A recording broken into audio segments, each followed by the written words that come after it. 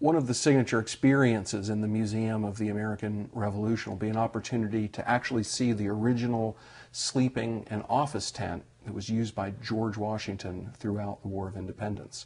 It's a remarkable survival.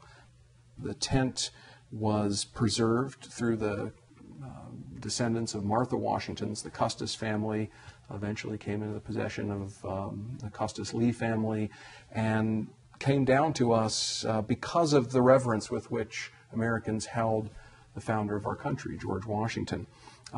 There are portions of the tent that actually are missing, and I have a couple of illustrations of what happened to those missing portions here. These are actually two fragments of Washington's tents that in the 19th century were cut away, probably with scissors, and given away as souvenirs.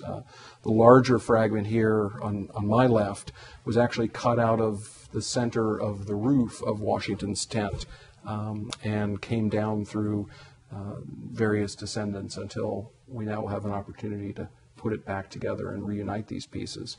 This piece on the left is actually a fragment of an inner sleeping chamber that was erected inside of Washington's tent. That's a photograph here that was taken in 1911 of a portion of the tent when it was last set up outdoors. It would be the last time ever at Valley Forge. And so you can, one of the side walls is taken away to show the inside of the tent.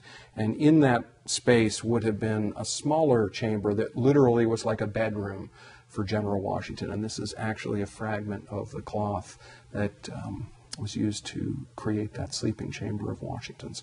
An amazing survival, really comparable to Mount Vernon in terms of a home that Washington occupied during the long American War of Independence.